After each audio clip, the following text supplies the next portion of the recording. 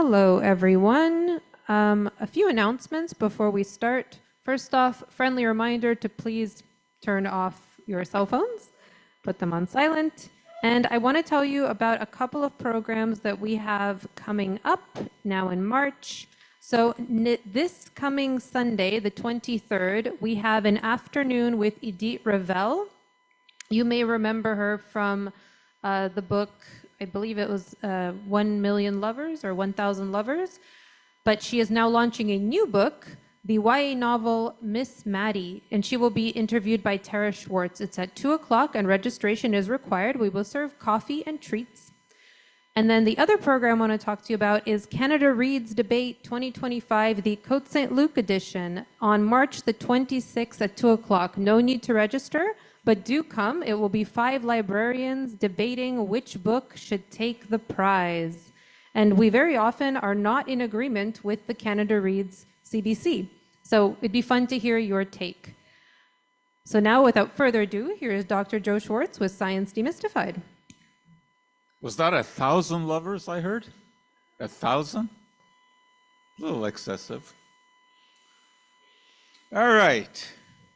Let's get going with some fun stuff. One of the issues that I think I've addressed more than any other over all the years that I've been in this business is the so-called natural fallacy. The idea that nature is benign, that everything natural is good, and that synthetic substances are not good. It's also referred to as the appeal to nature, and you see this all the time these days. You see products that are advertised as natural, and usually whenever there's some synthetic substance, it's talked about as being in a derogatory way. Now, of course, there are some very useful things that nature gives us. If you consider digitalis, which is a classic medication used for congestive heart failure, it is isolated from the foxglove plant. I mean, you don't get much more natural than that, right? But of course, when someone has congestive heart failure, we don't tell them to go and graze in a field of foxglove, right? The active ingredient is isolated, it's purified, and it's standardized. Similarly, when you take a look at the Pacific yew tree, which gives us paclitaxel, one of the most widely used cancer drugs in the world. But again, that extract has to be purified. The compound has to be separated from all the others that are found in the bark. And there are many other natural ingredients. If you look at Robitussin these days, it has honey in it, which does soothe the throat. Certainly that's natural. Echinacea is a cold remedy. Doesn't work very well, but in any case, it comes from a plant source. And then you have lavender, and we're told that you just have to sniff lavender to calm your anxiety. They even sell pillows these days which are lavender scented, right? Of course, they don't tell you that lavender has endocrine disrupting compounds in there, because that, of course, would not be advantageous for sales. And then you have another natural substance in ginger, which actually does have some effect in motion sickness, right? So I don't mean to suggest that we should ignore nature. Of course not. We try to use nature in the best possible way, which of course means that we take the substances that are extractable from nature and purify them and test them before they are used as medicine. But of course, nature can also be pretty deadly. And you know that botulin, the most toxic substance we know, is produced by a natural bacterium. Ricin in castor beans is a deadly toxin, and you don't want to go rolling around in a field of poison ivy, right? So nature is not necessarily benign, and some substances are very dangerous. So I want to start out by telling you a story about this particular substance black bloodroot, which is extracted from a plant. And the reason that I talk about this is because of an excellent series that is on Netflix called Apple Cider Vinegar. Who has seen this? It's very good. If you have Netflix, you should look at it. It is an absolutely fascinating story. It's six episodes, and it tells the true story of a woman in Australia by the name of Belle Gibson, who basically did fool the world by pretending that she had cancer, that she had a brain tumor, and that she cured herself with so-called natural remedies. It really is an engaging tale, and it's one that I know a fair bit about because I followed the story when it was actually happening way back in 2013, 2014, when Australia and then eventually the world was totally taken by this woman, Belle Gibson, a very pretty young woman. This is the real one. And interesting enough, the actress looks very much like her. So anyway, she's the real one, and she amassed a massive following of millions of people on her social media platforms. And this was, you know, as I said, 2013, 2014, when social media was just getting rolling. She was one of the first ones to really take big advantage of it. She really was all over with her natural remedies, with her diet, etc. And she was interviewed on radio, she was interviewed on TV. There were all kinds of magazine articles about her. Belle Gibson was a big thing. Not quite as big as Taylor Swift, but not all that far from it either, certainly in Australia. And then she started making big money because she was one of the first ones to have an app on the cell phone. And she made a deal with Apple that her app would be automatically included in the Apple Watch. That was a big thing. And then Penguin published her cookbook, The Whole Pantry, which was all about her recipes that she claimed cured her of cancer, which of course she did not have. It was a totally fraudulent business.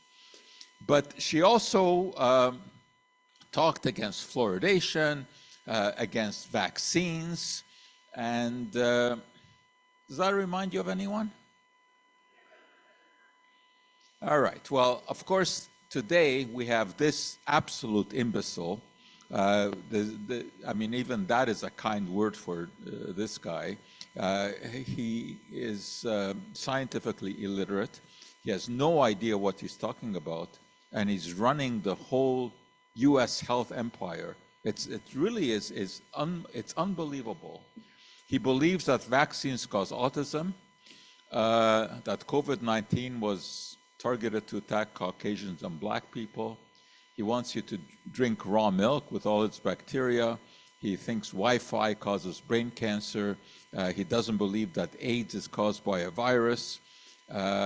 Talks about environment toxins and fluoridation causing drops in IQ. I mean, this is an absolute nightmare.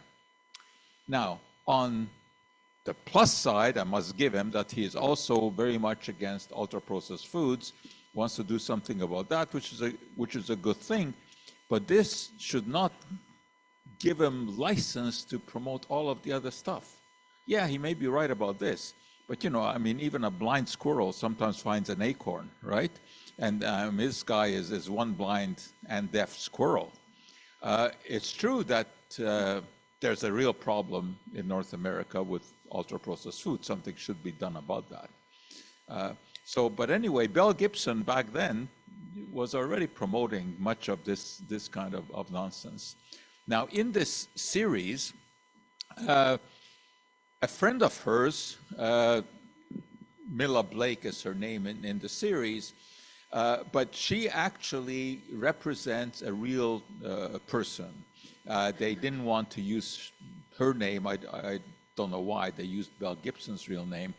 But Jessica Ainscough was another interesting personality in Australia who had been diagnosed with a terrible kind of cancer called epiloid sarcoma. In her case, it presented with first lesions on her arm.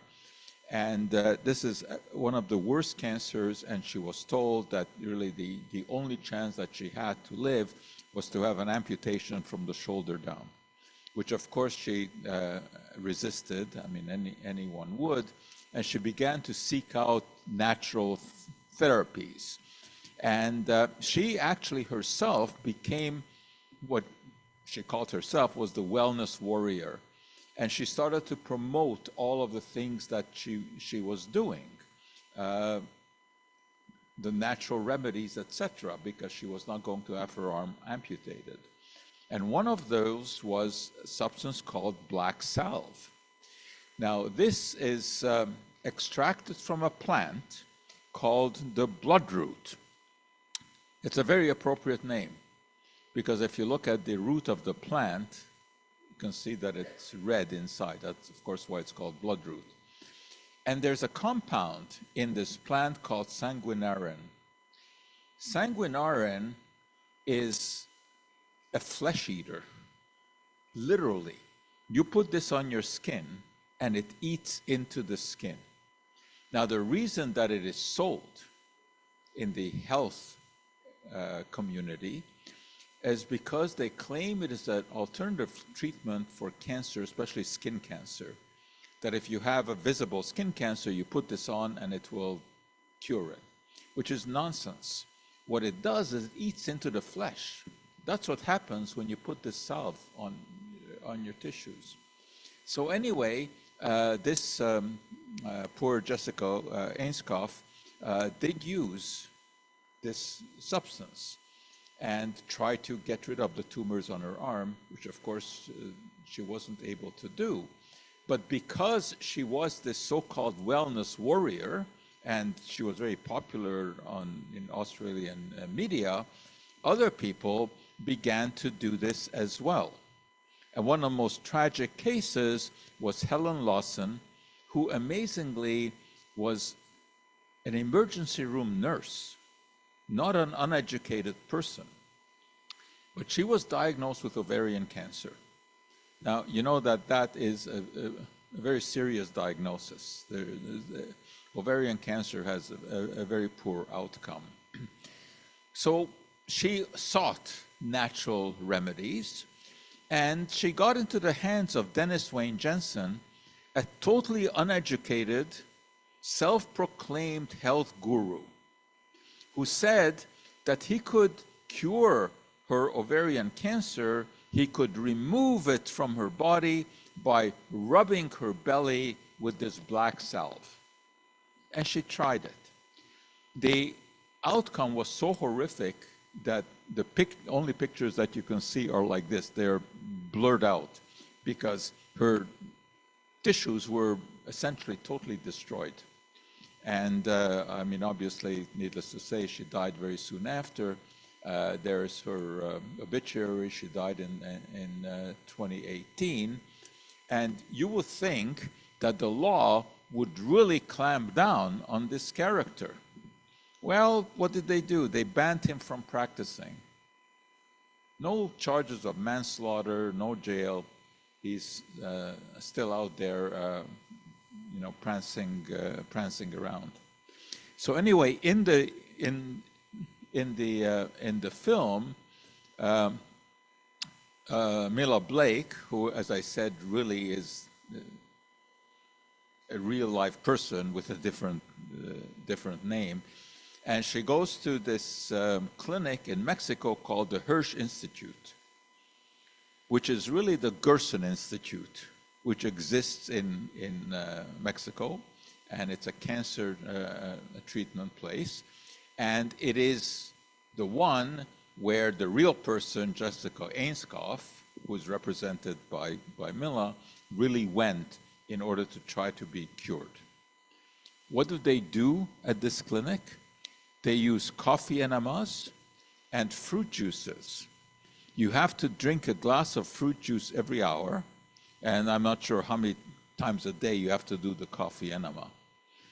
The Gerson Institute was founded by a medical doctor from Germany, Jewish medical doctor, who came to North America and claimed to have a cure for cancer, and started the Gerson Institute, wrote books, etc., about this.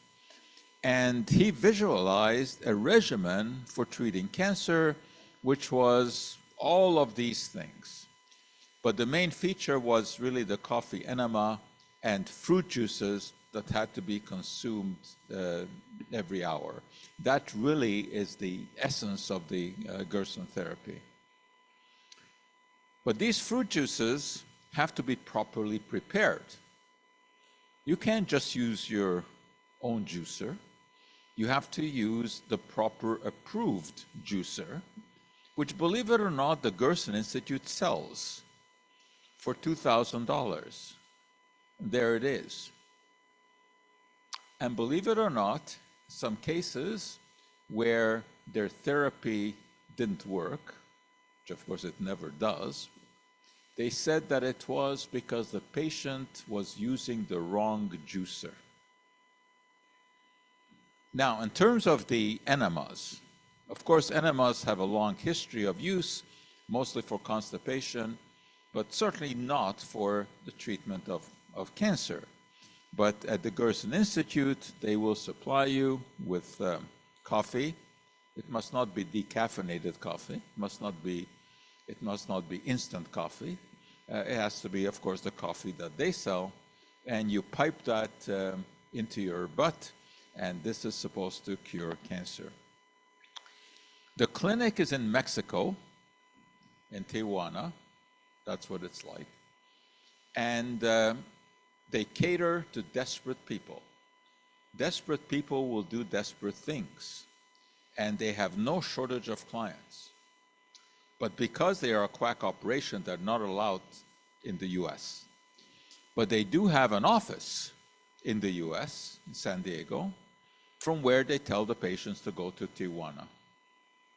Today, the Gerson Clinic is run by Max Gerson's daughter, Charlotte, and they put out books about their miracle.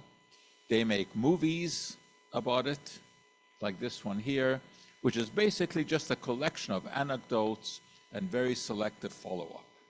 Well, I wanted to look into this a bit more, and because they advertise that they have all these successes with their patients that they've cured of cancer.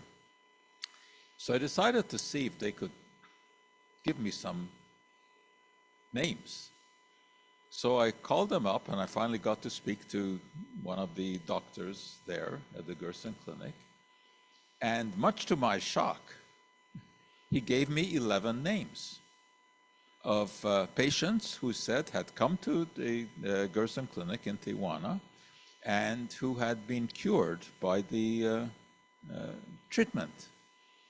So I was kind of surprised that he would do this, but I had the names. I had 11 names and the contacts, including their email addresses and phones. So what do? I mean, of course, I try to contact them. And I managed, believe it or not, to contact 10, either by email or via telephone. One of them I couldn't find. I guess it was just the wrong contact. Of those 10 that I contacted, well, I shouldn't say I contacted 10. I contacted the families because 8 were dead. 1 was undergoing chemotherapy, and 1 told me that actually there had been a misdiagnosis and she didn't have cancer in the first place. So this is where it stands. And these were the people that gave me, said that they were cured. I have no idea why he would have given me those names, but he did. So anyway, unfortunately, Jessica, who I told you about, did go to the Gerson Clinic, and she died at the age of 30. Very tragic story. So anyway, I would urge you to watch Apple Cider Vinegar on Netflix. It's very, very good. And after that, what you can do is watch the 2-episode documentary, also on Netflix, which is about the real Belle Gibson, interviews with her, really fascinating. You're going to have a interesting but somewhat scary time watching this. Anyway, so the Gerson Institute claims to be able to cure cancer. It's a total quack operation. You don't cure cancer with fruit juices, with coffee enemas. And as you can imagine, it is not a cheap thing to go and do this. Cancer is a scary disease, of course. 2 in 5 Canadians will develop cancer during their lifetime. I mean, you don't like to think of that, right? Obviously. But you have to consider that 5 out of 5 Canadians will die, right? So the unfortunate truth is that we all have to die of something, right? If you don't die of cancer, you die of something else. What is really important to look at are trends. And if you take a look at the incidence and death rates of cancer, you see that there is a slight decline. Now, that is mostly because of the lung cancer decrease. Lung cancer has been decreasing because smoking has been decreasing. So it is a little bit, what can I say? It isn't really wrong, but it kind of gives the wrong message, because it suggests that cancer rates are going down. Well, that's true for smokers who are avoiding lung cancer. But what is scary is, I see at the bottom, is that certain cancers are increasing in the under 40. Now, in general, cancer is an age-related disease, right? So it's frightening when we see that there is an increase in the younger age group, and then the question comes up: why is this? What is happening?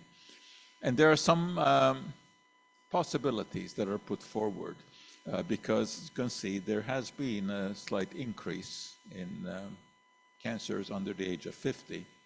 So, could it be the diet? Obesity? I mean, there's no question that obesity is linked to various kinds of cancers. Could there be chemicals in the environment? I mean, that is a possibility. The early use of antibiotics, which ties in, as you'll see in a minute, to the whole microbiome issue.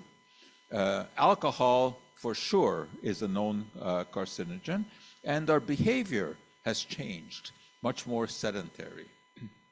As you can see, one of the possibilities here is diet and the microbiome. The microbiome is the bacteria that share our body. There are a lot of them. There are more bacterial cells in the human body than there are human cells. So we are more bacteria than human.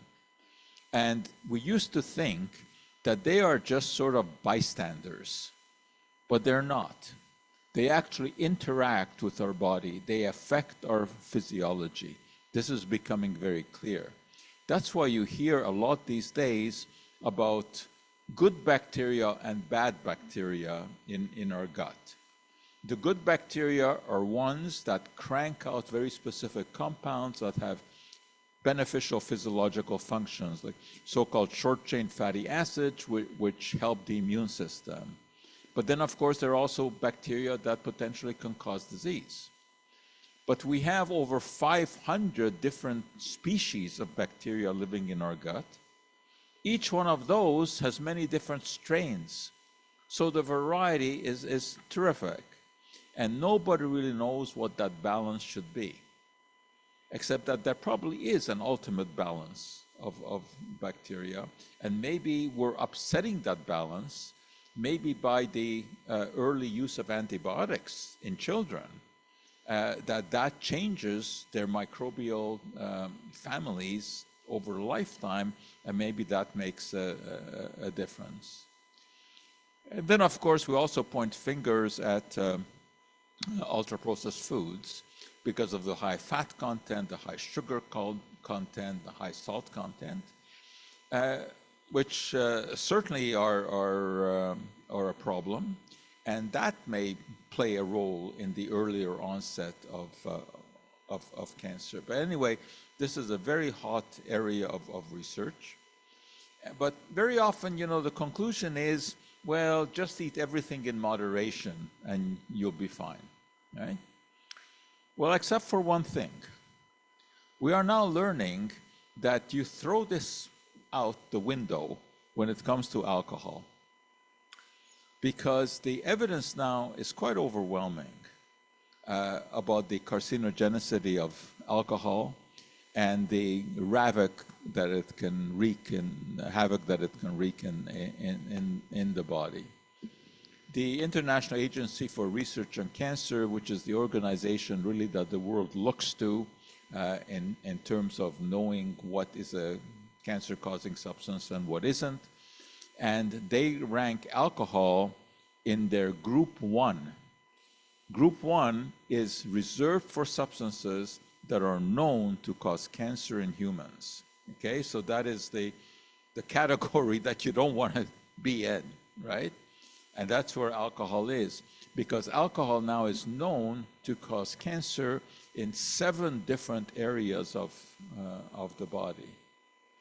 And I mean, this data doesn't come out of someone's hat. It comes out of examining large data sets. In this case, as you can see, they looked at 195 countries and territories. They looked at the alcohol consumption, and they see that the cancer rates parallel the alcohol consumption. So the advice, of course, that is now being given is this one, is to be, careful with your alcohol intake, because the opinion now is that there is no amount of alcohol consumption that is safe. Okay, now, that sounds kind of scary, but let's be, just a touch more realistic here, because of course, everything that we do in life is based on a risk-benefit analysis, whether you consciously do that or not, right? You came here today because you made a decision. You took a risk, right? Because every time you get into a car or into a bus or whatever, you take a risk, right? People die in these vehicles, right? But obviously you thought that the benefit of coming here outweighs the risk. Hopefully you were right, right? And this is the case with everything. So when you look at alcohol, yes, of course there is a risk, but what about the pleasure that you might get out of having that, glass of red wine with your supper? I mean, if that reduces your stress, maybe that's a good thing, because stress, of course, also is a risk factor for disease. So we make these kind of decisions all the time. And yes, according to statistics, no amount of alcohol is safe to consume, but neither do you want to go out and stand in the middle of the street, and see if you're going to get hit by a car, right? I mean, you take some reasonable risks in life.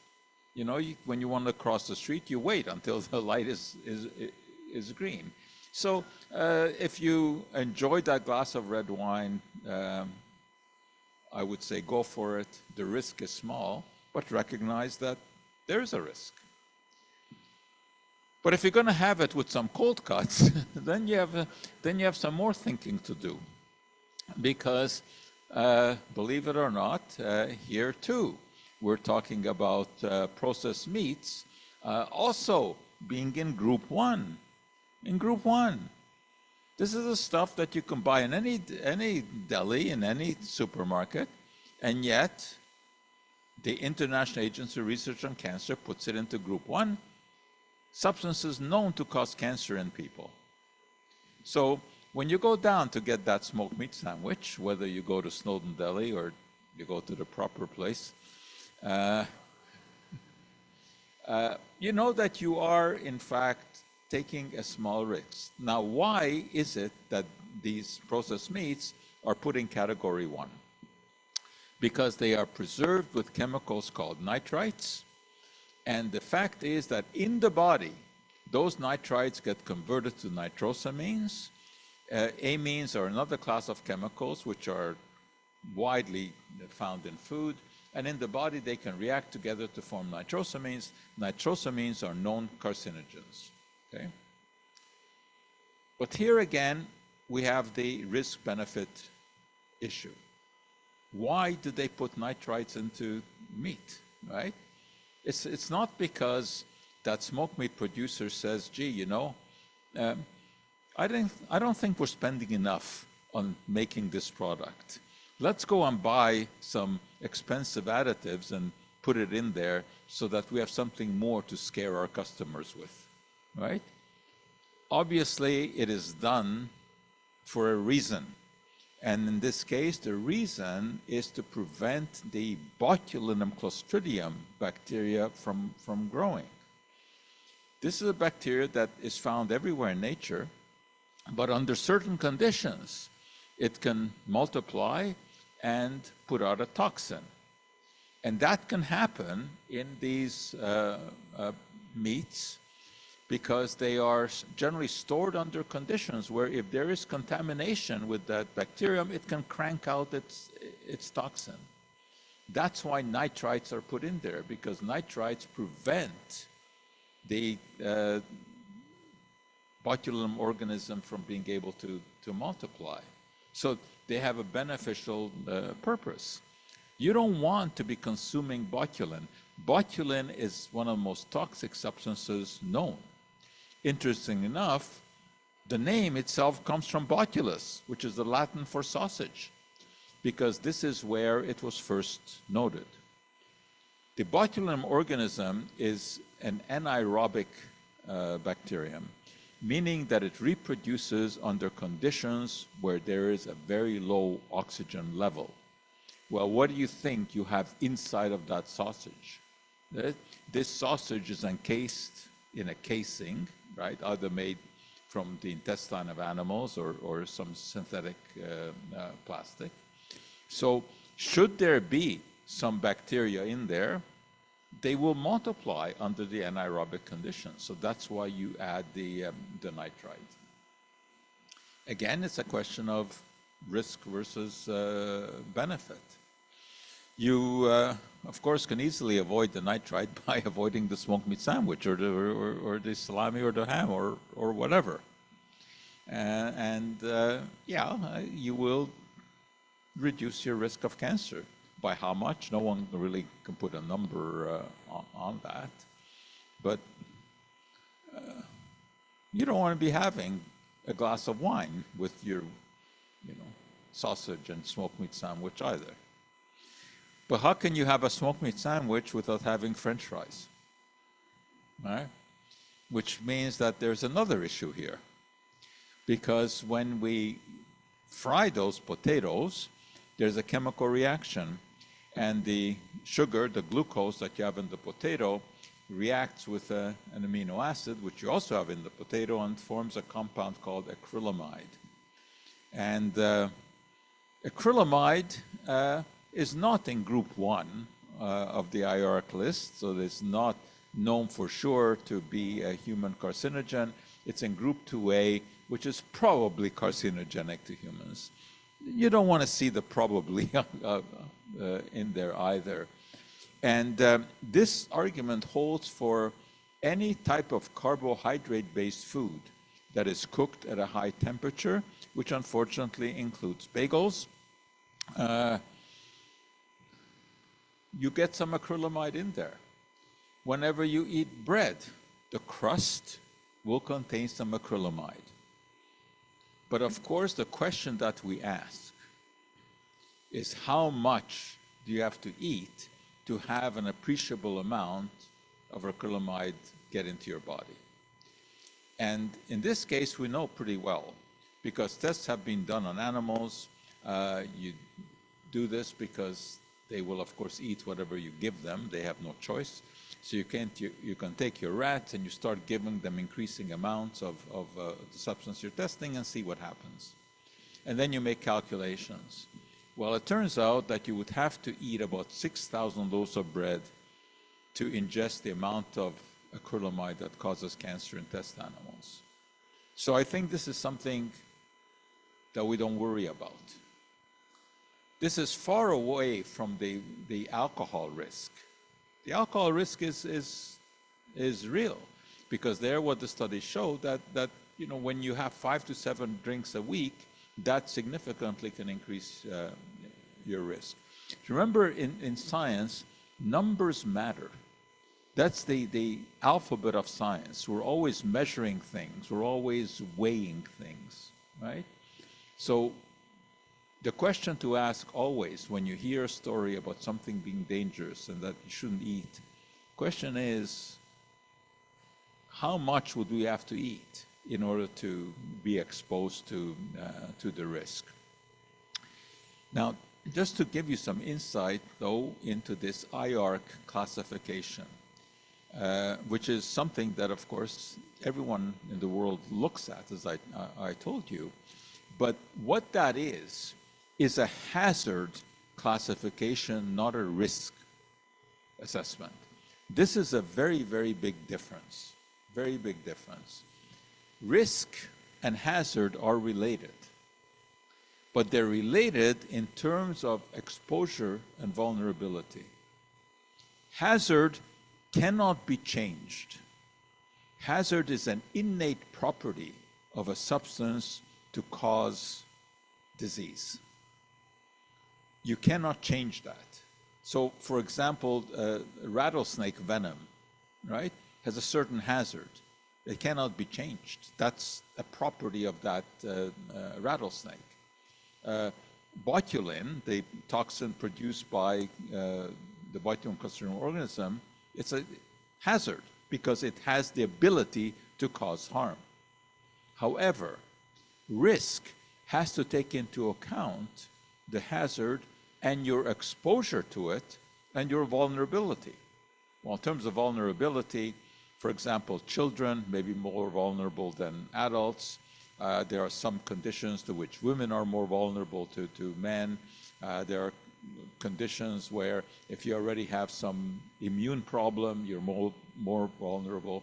So risk is what we are really after because it takes into account how much of a substance you're exposed to. I'll give you an analogy, which I probably have given you before, and I probably will give you again because I think it's such a good analogy. A grizzly bear is a hazard. There's no question about that, right? I mean, this is one of the most powerful animals in the world. One swipe of its paw can remove a human head.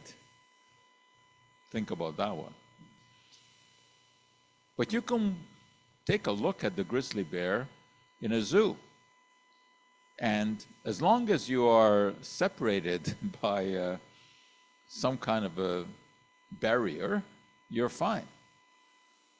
But that doesn't make that bear any less dangerous, right? Because the danger is its innate property. But you don't have to worry about it when you're looking at it in a zoo. But if you're out in the wild and you see a grizzly bear approaching, you better start running fast, or at least faster than one of your friends, right? Because now your risk is very different, right? The hazard is the same. That bear still has the same ability to do harm. It's a question of exposure. So that's why when we talk about toxicity, you always have to start thinking about how you're exposed and how much you're exposed. The how also matters, because whether or not you ingest something, or you inhale something, or you put it on your skin, will have a different effect. There are certainly substances that are lethal when you inhale them, but would do you no harm if you put it on your skin. All right, well, enough talk about the terrible business of cancer. What can you do? What about anti-carcinogens? What can you do to protect yourself? Well, here, of course, the same principles apply. Here, too, you have to ask how much and in what way, right? So, what can you do to try to protect yourself? There are many different causes of cancer, as you probably know. But one that you can hopefully do something about is exposure to substances we call free radicals. Now, free radicals are very, very reactive species which actually form as a byproduct of metabolism. That's one of the ways that they can form.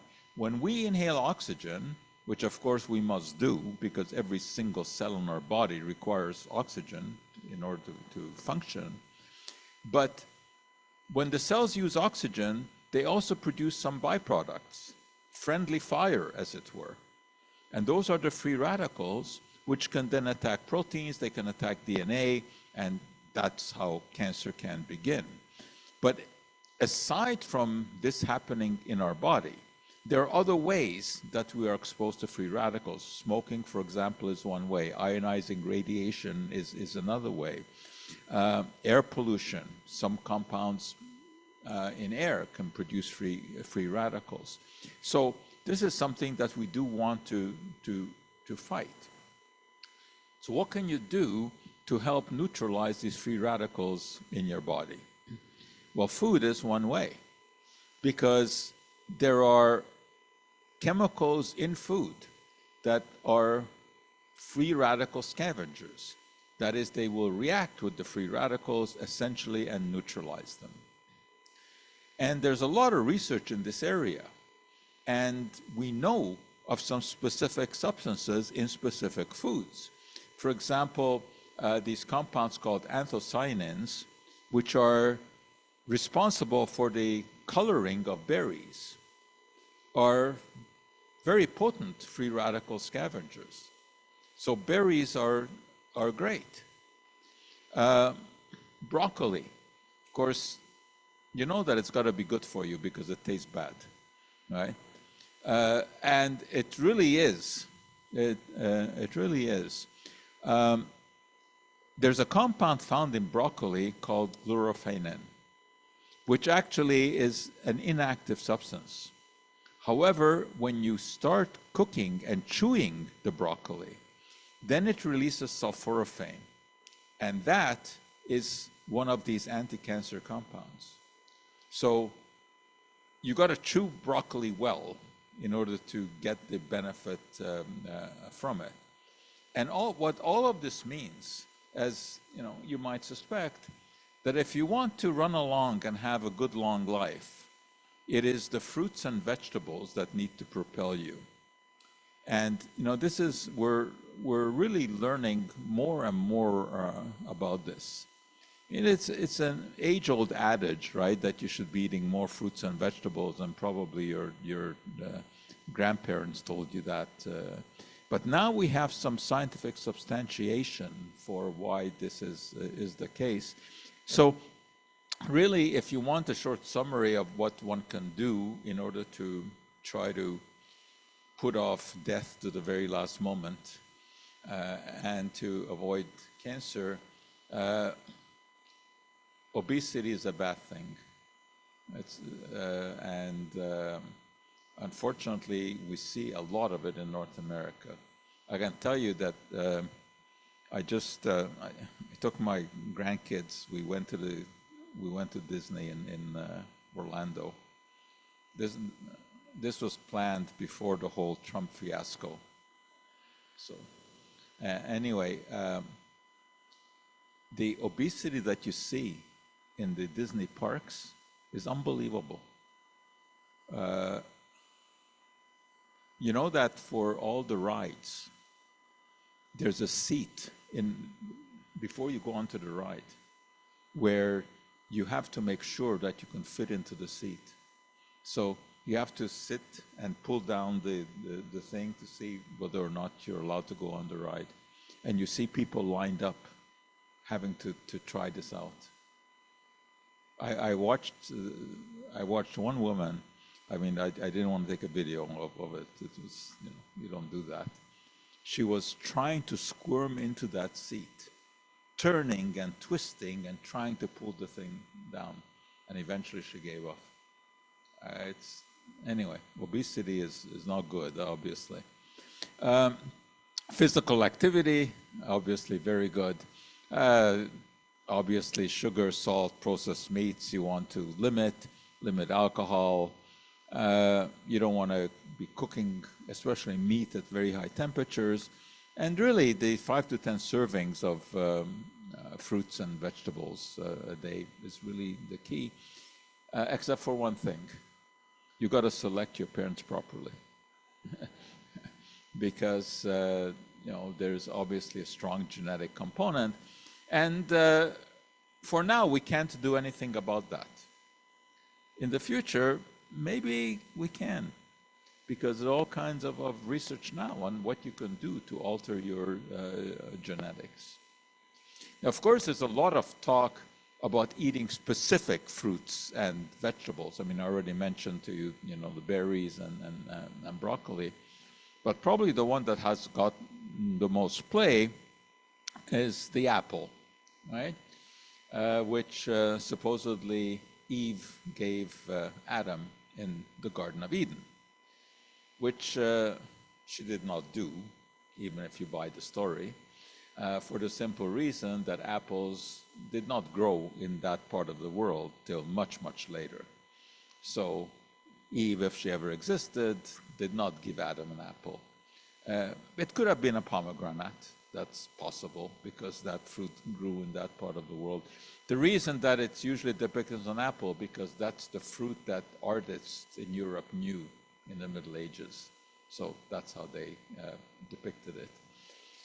So the apple has sort of a checkered history, right? Because here it was kind of evil, because she shouldn't have given it to Adam, because it meant that they lost their free will or whatever. And then, of course, we have other cases of poison apple, Snow White, which is interesting to talk about now. I mean, we're not sure what poison she used, it's never mentioned. But the reason it's interesting to talk about this now is because on Friday, the movie is going to be released, which is a real-life version. And as you probably know, tremendous amount of controversy about this movie already. It's a multi-million-dollar production. And there are many interesting reasons for the controversy.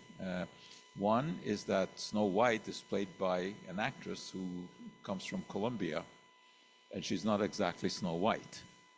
And so this is, of course, getting a lot of attention now in the U.S.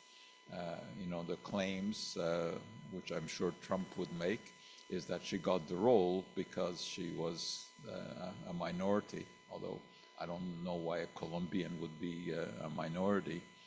And then the other controversy here is that the evil queen is played by Gal Gadot, who's of course Israeli, and she was in the IDF, as all women are. And the two actresses do not see eye to eye.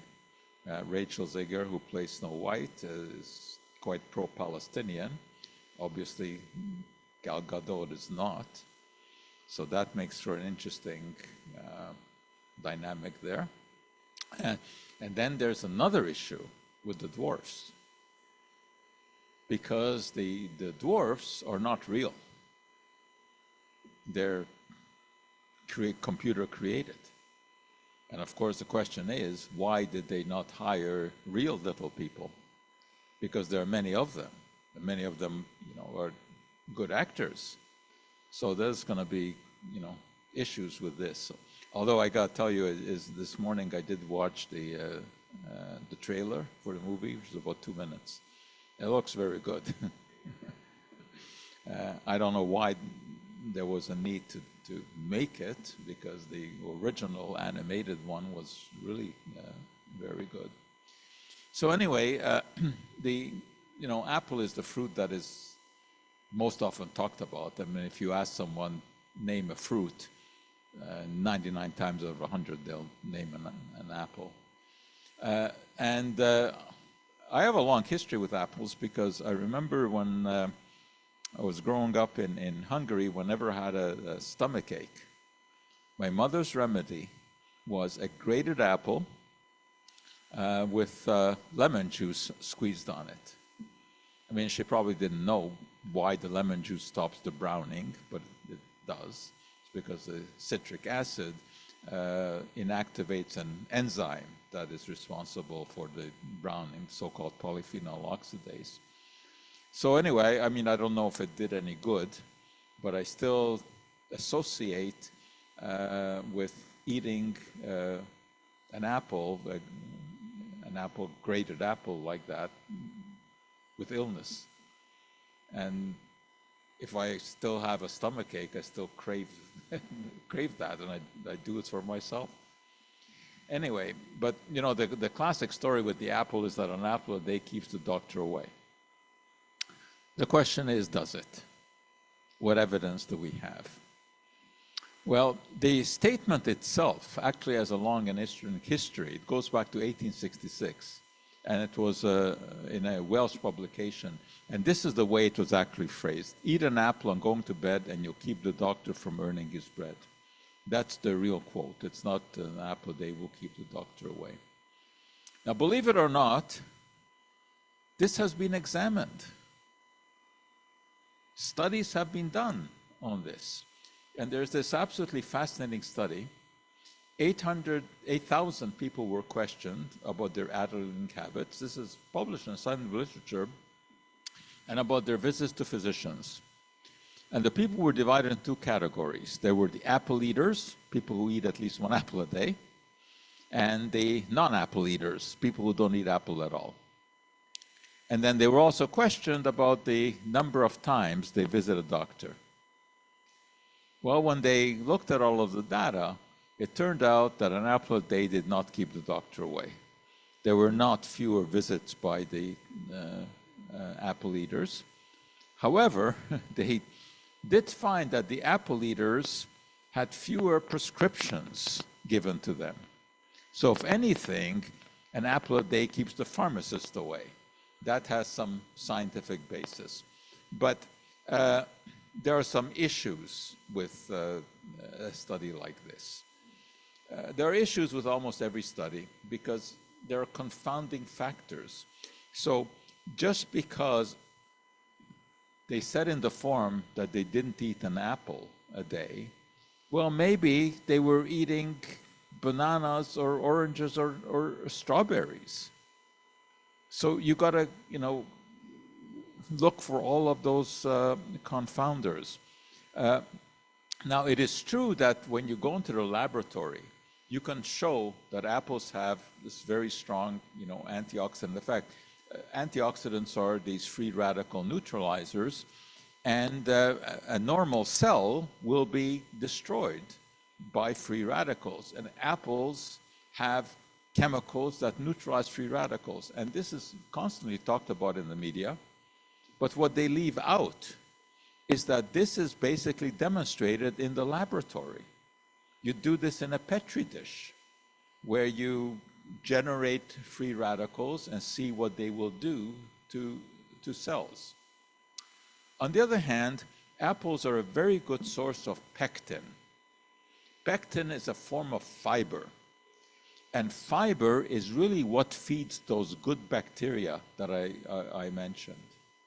And one of the best things you can do for the bacteria in your gut is to increase your intake of fiber, which is probably why the fruits and vegetables are so beneficial, because they're full of fiber.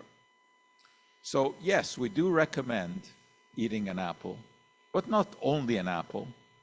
As long as you eat lots of different fruits and vegetables, that's what it's all about.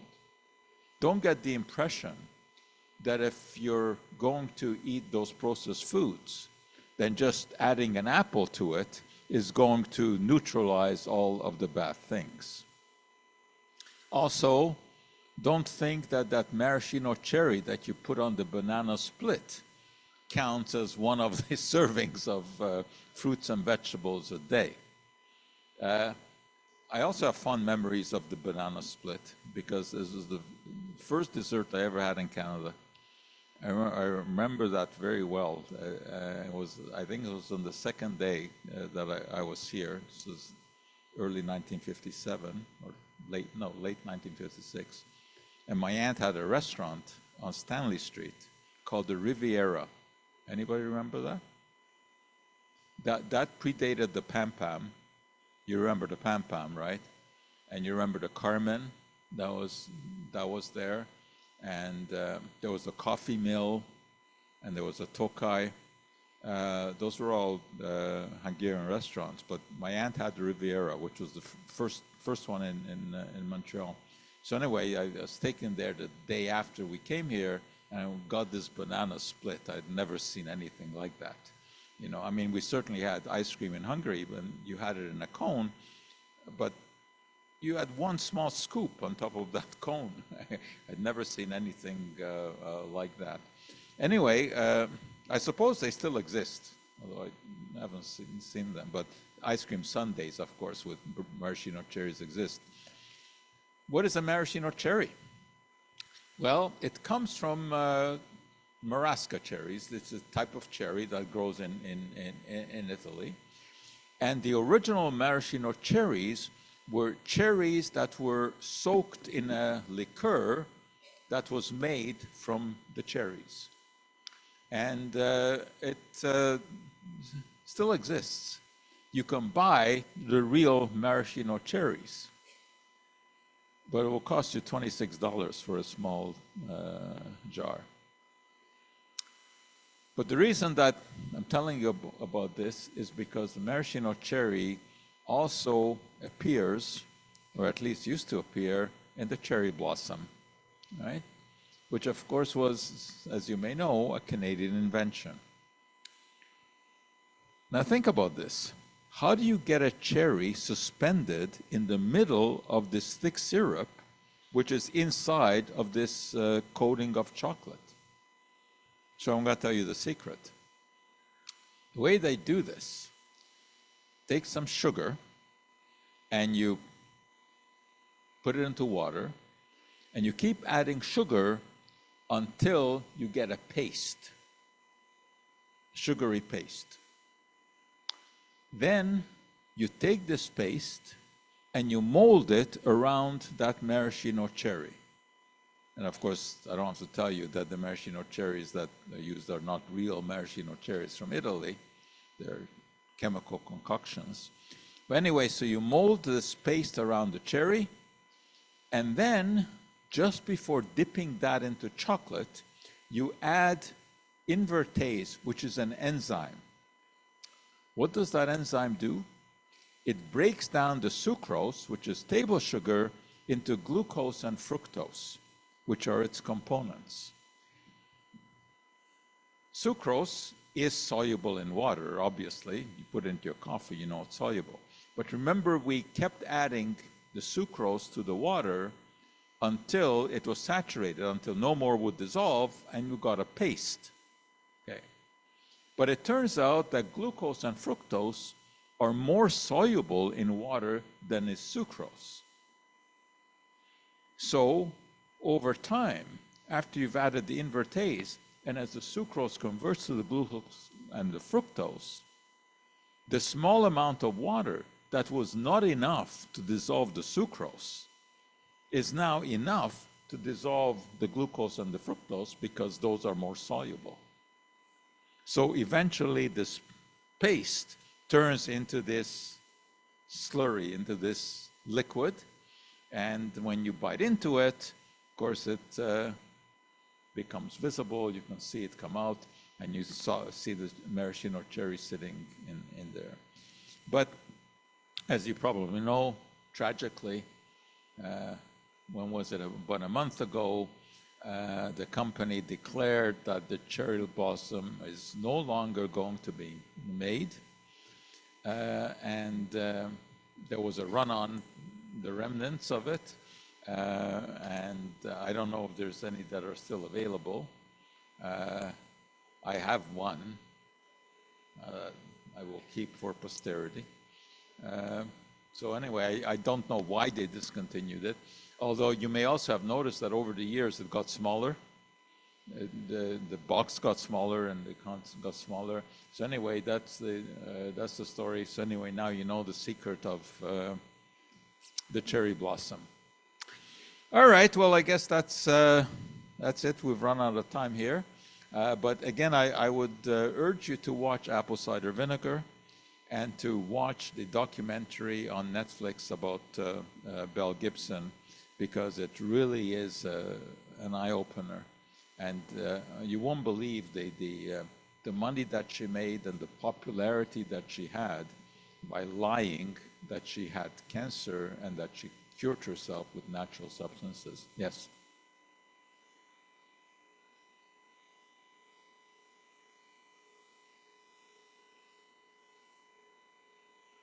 Well, actually there is, which is celery juice. And you will see many of the cold cuts now preserved with celery juice. But you know why that works? Because it's a natural source of nitrite. So they're just playing this game. No, I mean, you don't, you know, the chance of getting botulism is very small. So, you know, you certainly could make cold cuts without the nitrite, but they don't want to take that chance. Yeah.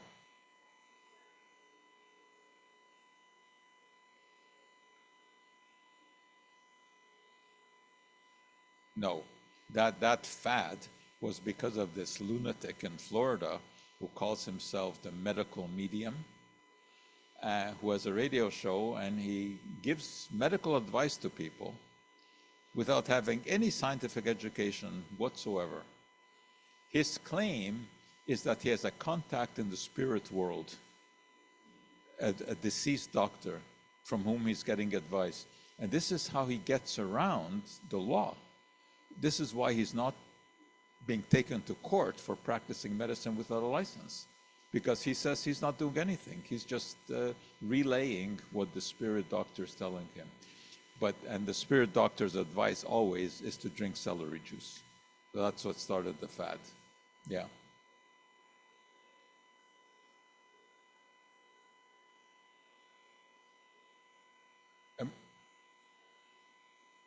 Yes, it does. It's the pectin in there that prevents diarrhea. Yeah. You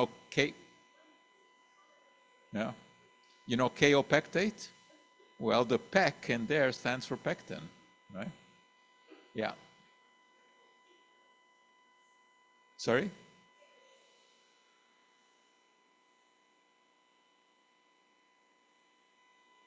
Oh, yeah. Yeah, I mean, it does a pretty good job. It does a pretty good job. Yeah. Yeah.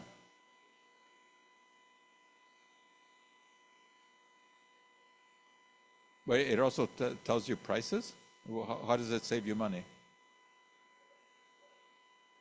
Oh, okay. I see. Yeah. I mean, there's no reason why that shouldn't be reliable. You know, I mean, the nutritional content of foods is known, so yeah.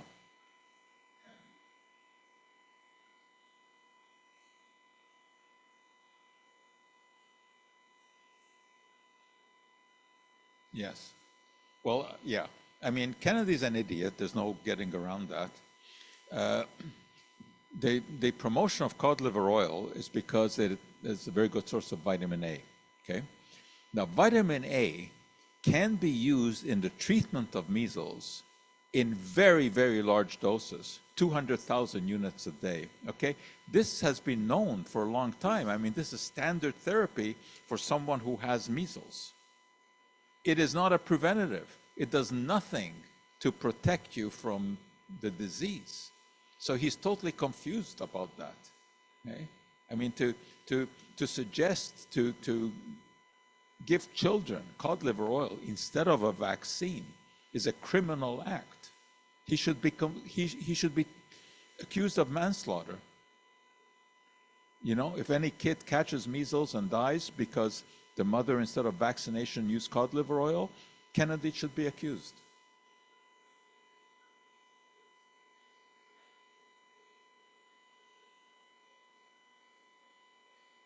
I can tell you that there's a study about coffee virtually every day, okay? Ups and downs, that you put it all together. If you're drinking no more than 3 cups of coffee a day, chances are that it's beneficial for you. Again, it's a question of dose.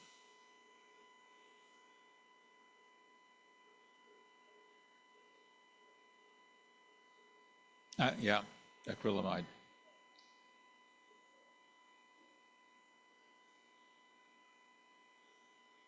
Sure. It's totally a question of temperature. Yeah. Whether, it doesn't matter how you eat it, it's the heat.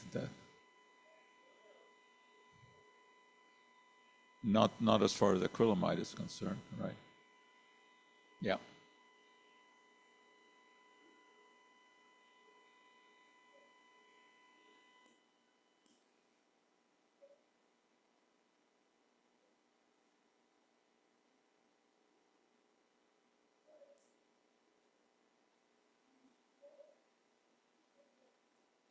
There's no problem with farm-raised fish. Absolutely, there's no problem with steaming it or cooking it. I mean, certainly, if you're going to talk about eating flesh foods, fish is the way to go. Whether it's farmed or not, doesn't matter.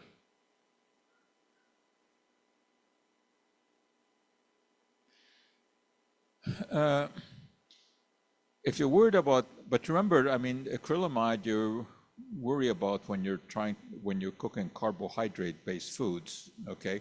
If you're meat, no, because there's no glucose in there to start with. So with meat, I mean, you don't want to cook meat at high temperature for other reasons, not for acrylamide. Look, I mean, generally, high temperature cooking is not the best way to cook, no matter what, no matter if it's an air fryer or microwave ovens are better because they cook at the temperature of boiling water, right? Which is pretty low temperature. Yeah.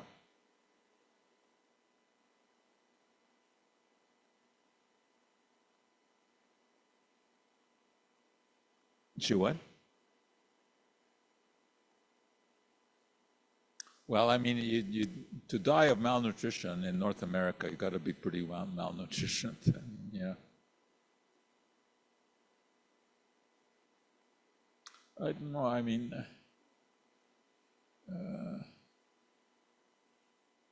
unless she died from some sort of bacterial infection that she got from the raw foods. I don't know, but I mean, you could. I mean, obviously, you can live on a vegan diet. There's no question. It might even be preferable. So I don't know. I'd have to take a look at exactly what she was eating. Just raw, so nothing cooked. But chances are there was some bacterial. Yeah.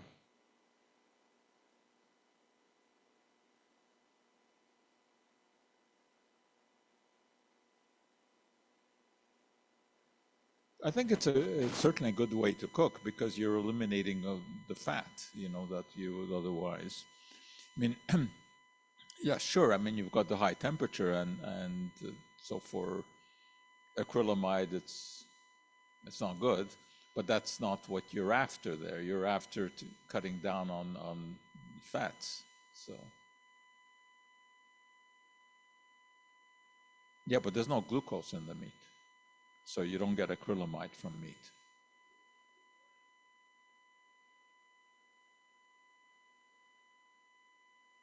No, that's also true, and also from the charcoal that gets into the.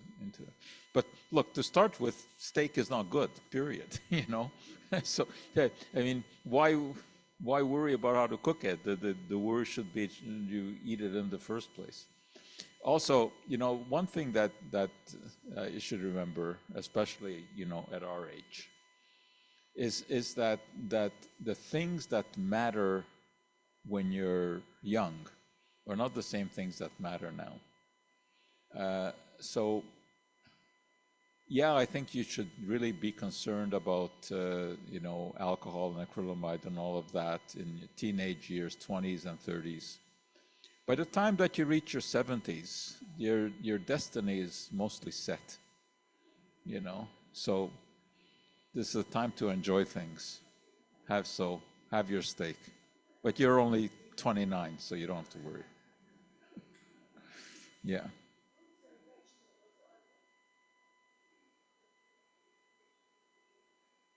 Well, the question is, fruits and vegetables, how long can you keep them?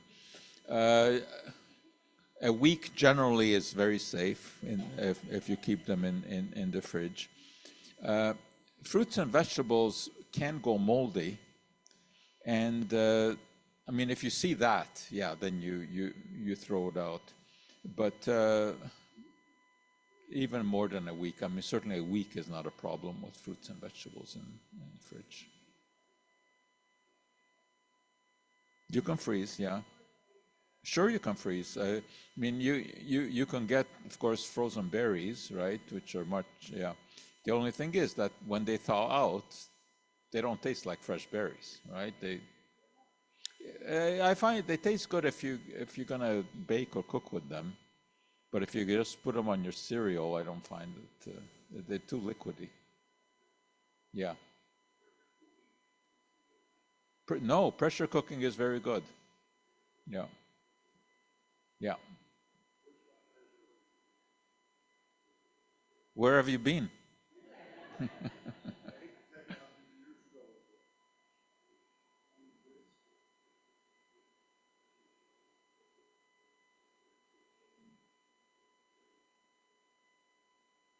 Yeah.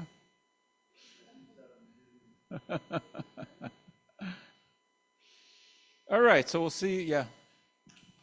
One more.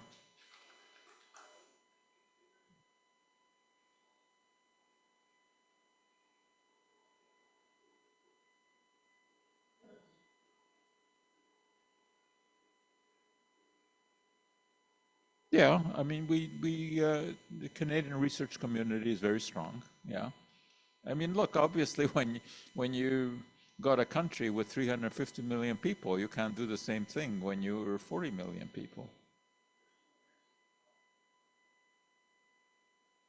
Oh yeah, you should see the applications that we're getting from U.S. scientists who want to come to Canada. Yeah. I know. I mean, in one sense, it's kind of fun to sit back and watch that country go down the drain, except that it's taking us with them. Yeah. All right. We'll see you next month.